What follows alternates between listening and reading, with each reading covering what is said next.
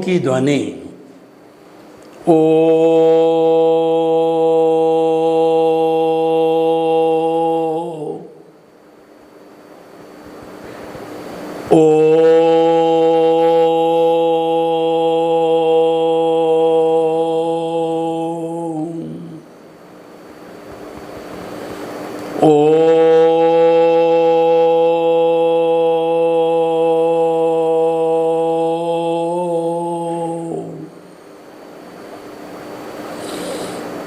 महाप्राण ध्वनि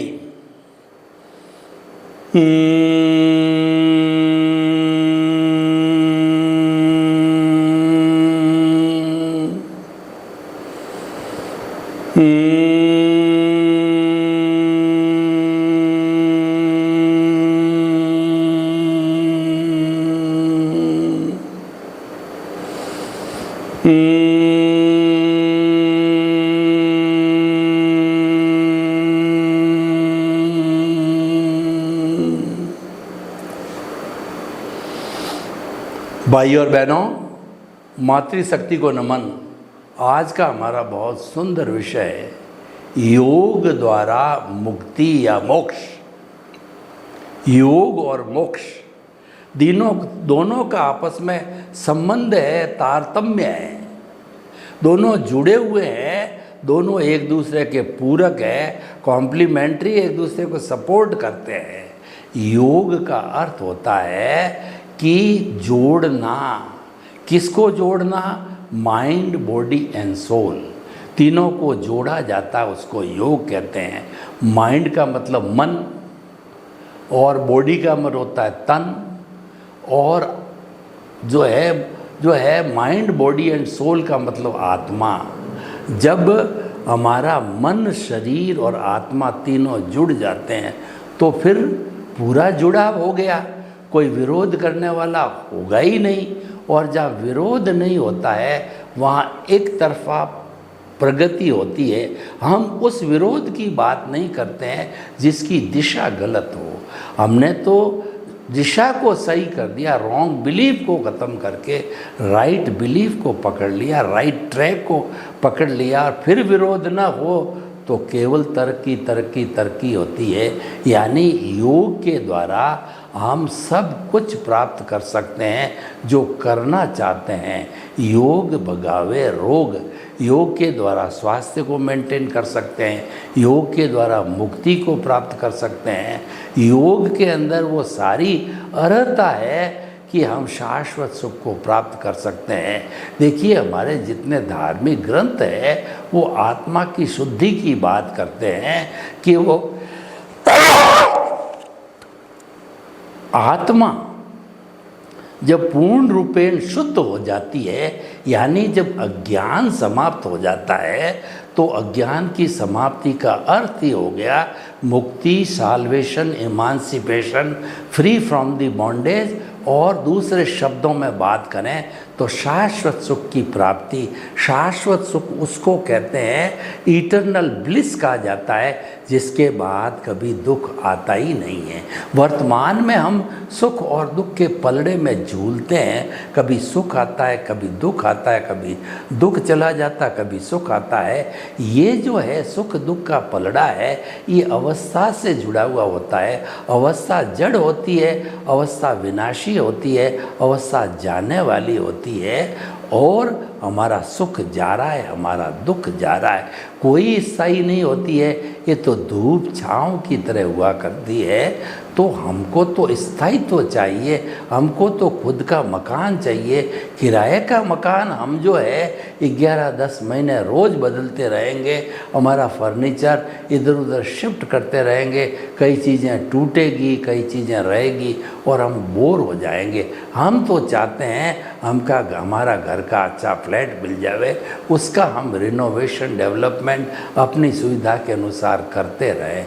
ये संसारी व्यक्ति है जो स्थायित्व में विश्वास करता है। इसीलिए हमने देखा कि बड़ी बड़ी हवेलियों में 2-2, 3-3 जनरेशन तक 100-150 वर्षों तक लोग निवास करते हैं। चूरू और इधर राजगढ़ जी शेखावटी साइड में इतनी बड़ी बड़ी हवेलियां हैं जिनको 200-200, 300-300 वर्ष हो गए, इतनी मजबूत बनी हुई है, 4-4, 5-5, 6-6 जनरेशन उसमें रही बोलिए, तो वो घर का मकान कहलाता है।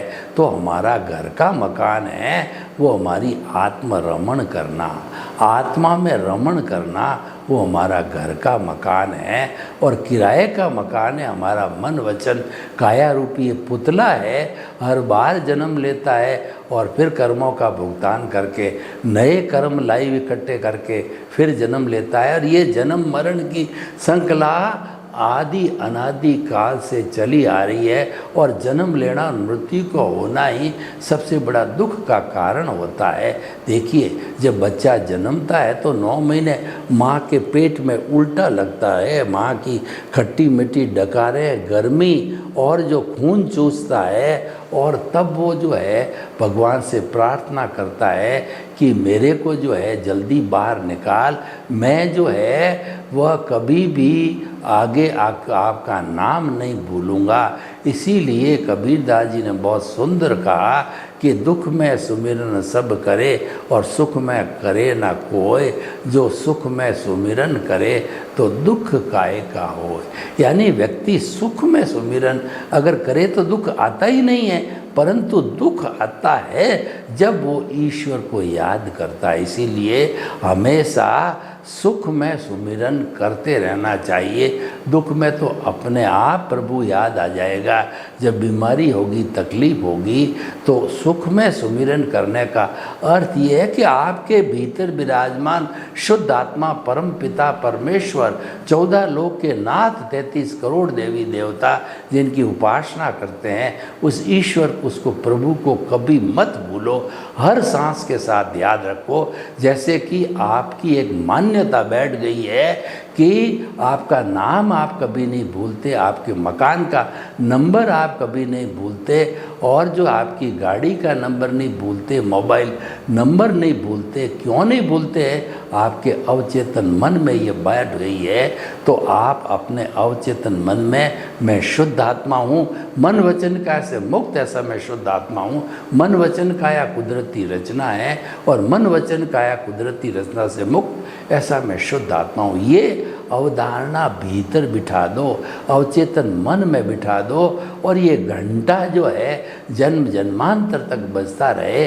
जैसे कि मंदिरों के अंदर मधुर मधुर ध्वनि के अंदर घंटा बजता है, ओम नमः शिवाय, ओम नमो भगवते वासुदेवाय, ओम नमः शिवाय, असी आउसा नमः। तो ऐसा जो है हमारे भीतर एक घंटे की स्थापना कर दो, प्रभु केंद्र में विराजमान हो जाए और उनकी कभी विस्मृति न हो, तो आपका काम हो गया, आपने मोक्ष को प्राप्त कर लिया। प्रभु को केंद्र में विराजमान करना, इसको योग कहते हैं। और केंद्र में प्रभु बैठ गए तो फिर आपको तो आशीर्वाद मिल गया, आपका कल्याण होना ही है, आपकी कोई तकलीफ नहीं है। आप तो मुनीम बन जाओ, आप तो प्रभु के दास बन जाओ, सेवक बन जाओ। एक जो बेचारा कहना चाहिए नौकरी पैसे वाला मुनीम होता है, तो वो तो सेठ के आदेशों की पालना करता है, तो नफ़ा या नुकसान होता है वो सेठ का होता है, मुनीम का नहीं होता है। मुनीम को तो अपनी बंधी बंधाई नौकरी 1 तारीख को पगार मिल जाना चाहिए। तो भाई और बहनों, हमें जो है इस प्रभु के जो है दास बनना, ये सबसे बड़ा योग है। प्रभु की भक्ति करना सबसे बड़ा योग है। प्रभु की एक क्षण भी विस्मृति न होना, ये योग है।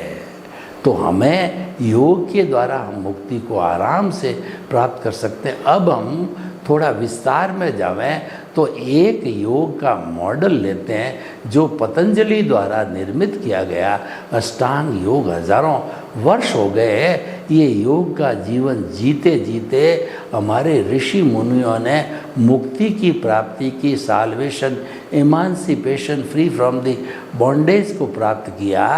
तो हम जो है पतंजलि के योग को, रोल मॉडल को थोड़ा मध्यगत नज़र रखते हुए हम उस योग के मॉडल से मुक्ति की ओर कैसे पहुंचते हैं। अष्टांग योग के 8 अंग हैं, उनके एक एक अंगों की हम व्याख्या करते हैं और धीरे धीरे साधना के स्तर में स्टेप बाय स्टेप हम आगे बढ़ते हैं। तो पहला जो है वो अष्टांग योग के अंदर है हमारा यम। यम 5 तरह के होते हैं, अहिंसा, सत्य, अचौर्य, ब्रह्मचर्य और अपरिग्रह। इनको महाव्रत भी कहा जाता है।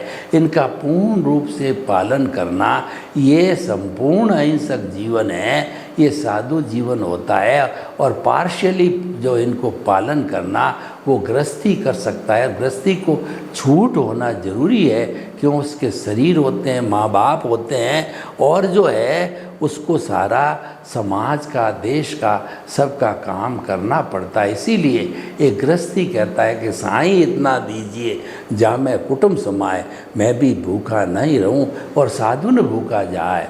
कि हे प्रभु मुझे इतना अवश्य देना कि न तो मैं भूखा रहूं, न मेरा परिवार भूखा रहे, न अतिथि यानी जिसकी कोई तिथि नहीं है, जो ऐसा मेरा गेस्ट आ जावे तो अतिथि देवो भव होता है, उसकी भी मैं सेवा कर सकूं और उसके साथ साथ में मेरे समाज की, देश की कोई भी सेवा कर सकूं। मैं मुंह का उत्तर नहीं दूं, हाथ का उत्तर दूं, इस लायक मुझे बनाना। इससे अतिरिक्त मुझे ग्रीड की आवश्यकता नहीं है, और ग्रीड शब्द योग में है ही नहीं है। योग कभी भी व्यक्ति को ग्रीडी नहीं बनाता, पर नीड की प्राप्ति करना ये एक गृहस्थी का प्रथम उत्तरदायित्व है। वरना अगर बाल बच्चों को पैदा करके और वो बीच में छोड़ के सन्यासी बन गया या भाग गया तो भगोड़ा कहलाएगा, वह जो कायर कहलाएगा। ऐसा भी नहीं होना चाहिए। तो योग के द्वारा हम मोक्ष को आराम से प्राप्त कर सकते हैं। इन 5 नियमों का पालन करें। और दूसरा है नियम, सोच, संतोष, स्वाध्याय, त्याग और ईश्वर प्रणिधान। यानी कि सब तरह की जो है सुचिता को निभाते निभाते और उसके बाद के अंदर हमारा स्वयं का अध्ययन करते करते ईश्वर प्रणिधान, भीतर विराजमान शुद्ध आत्मा परम पिता परमेश्वर की खोज करें, उसको जानें, उससे वार्तालाप करें और उससे इंटरेक्शन करें। ये हमारा विषय जो है होना चाहिए। यानी कि जो है ये हमारा नियम का पालन करना चाहिए। यम, नियम, आसन।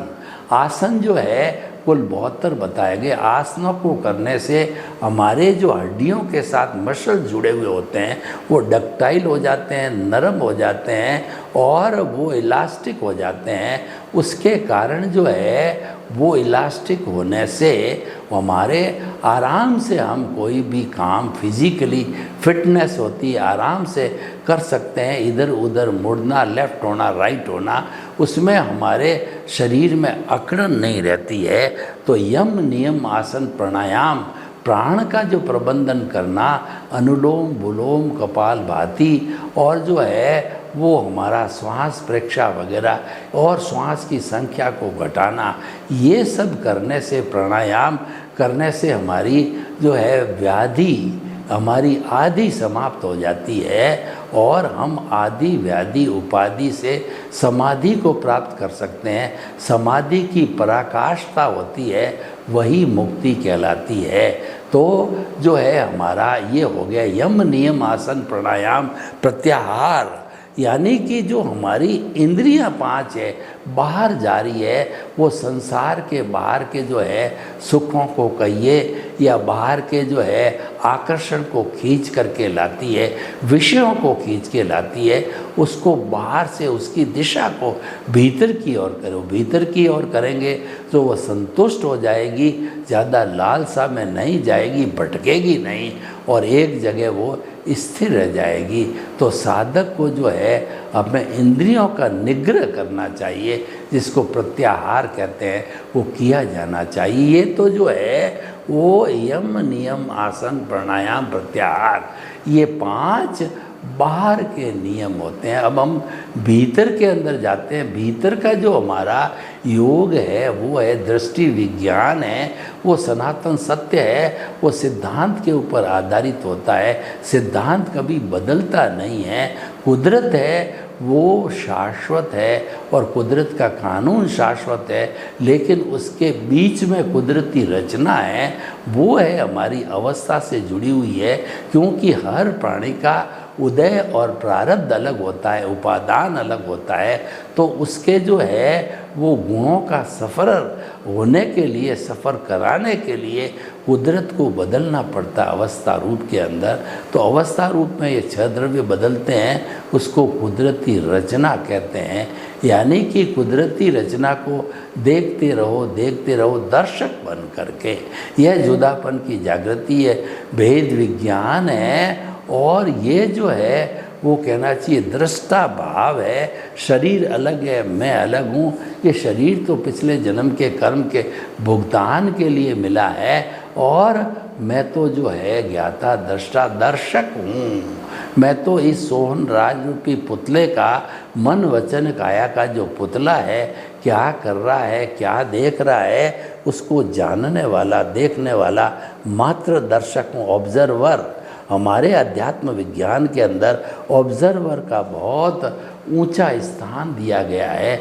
जो व्यक्ति ऑब्जर्वर बन जाता है वो स्थित प्रज्ञ हो जाता है, वो प्रज्ञा चक्षु हो जाता है और वो जो है वो कर्म योगी हो जाता है, निष्काम कर्म योगी हो जाता है। तो भाइयों और बहनों, हमारा जो है ये भीतरी जगत के अंदर योग करना चाहे तो वह आर्ट ऑफ द विजन क्या है कि केंद्र में आत्मा विराजमान है, उसके बाद में है वो जो है धारणा, ध्यान और समाधि।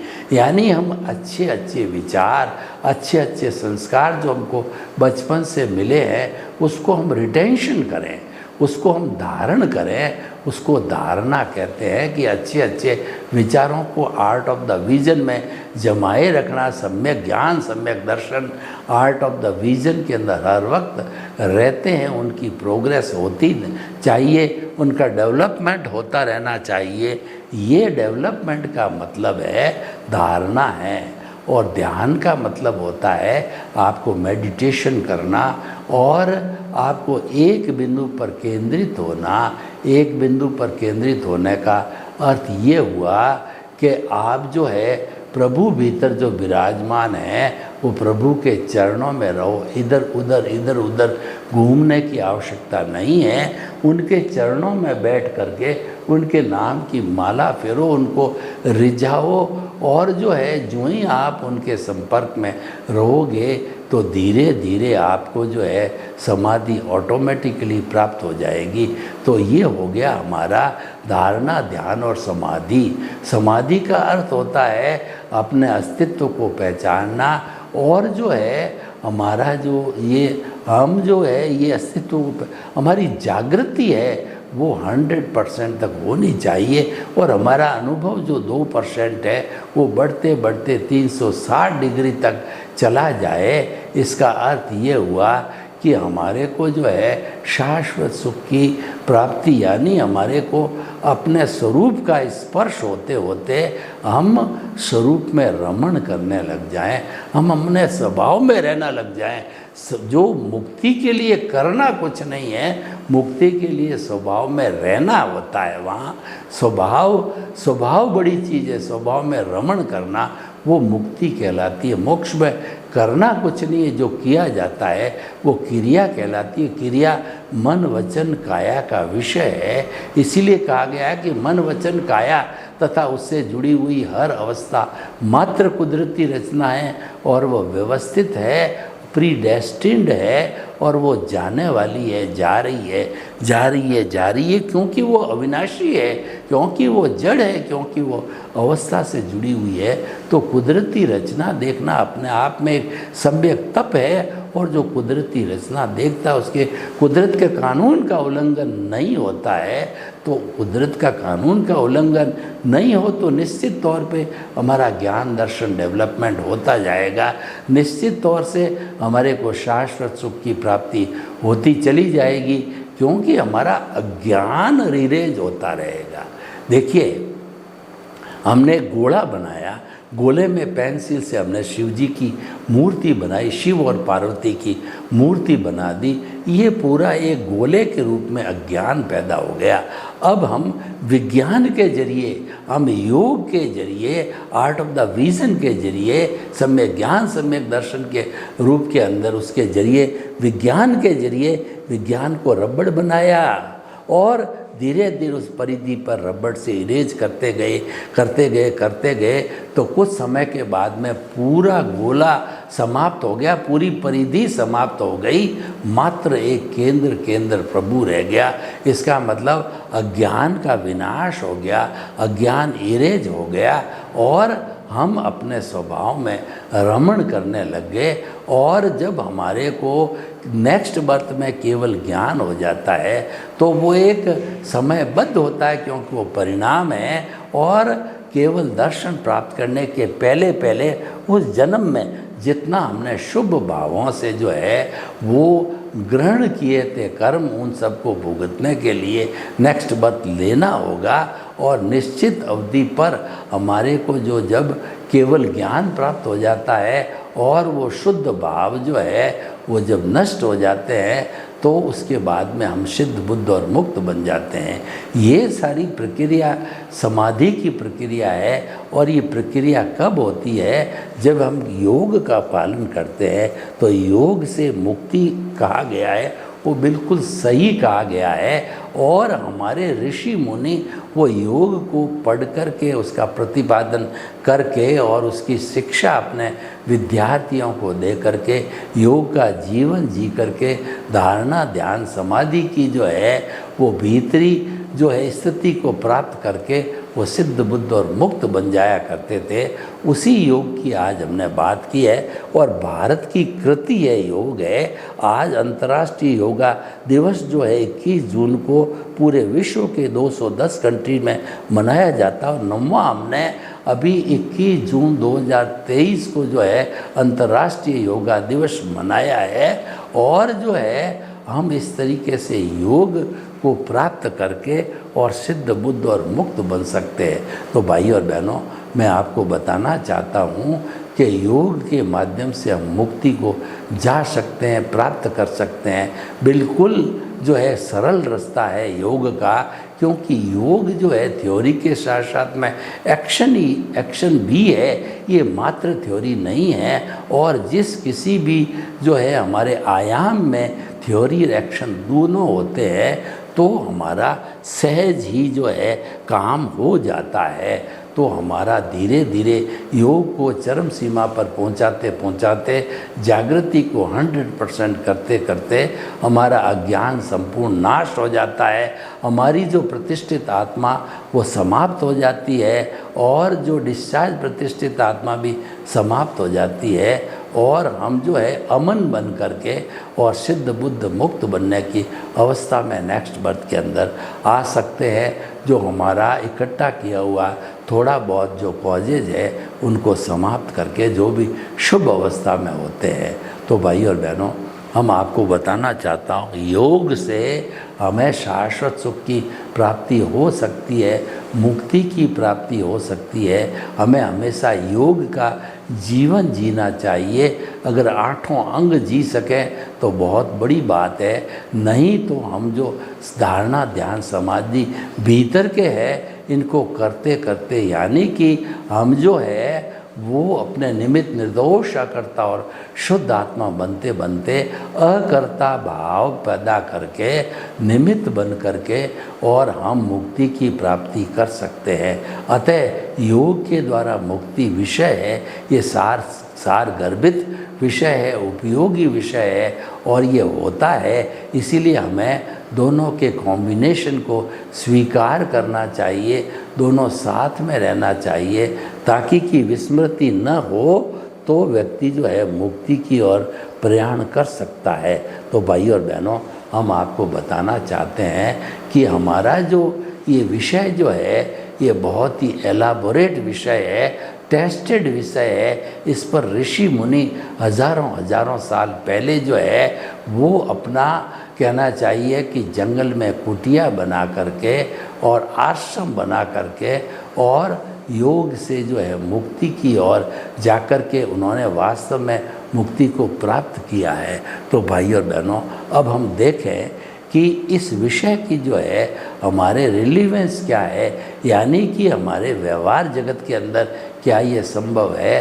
तो हम तो कहना चाहेंगे कि बिल्कुल संभव है, क्योंकि योग जो अपने आप में एक बहुत पावरफुल आयाम है और अगर हमने उसको विधिवत करना चालू किया, विधिगत किया, सबसे पहले हमें श्रद्धा और सबूरी को ध्यान करना पड़ेगा। यानी योग के अंदर हमारा पूर्ण विश्वास जागृत होना चाहिए। जब योग में विश्वास जागृत हो गया तो अपने आप में भी विश्वास जागृत हो जाएगा। इसका मतलब हमें हमारे जो है वो अस्तित्व में रहना चालू हो जाएगा, हम अपने रमण करने जाए अस्तित्व में, तो उससे हमारी मुक्ति बिल्कुल संभव है। सर्वे भवन्तु सुखिनः, सर्वे सन्तु निरामया।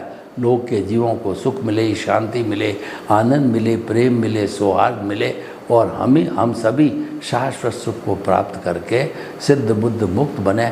आपके प्रति मंगल भावना। ओम शांति।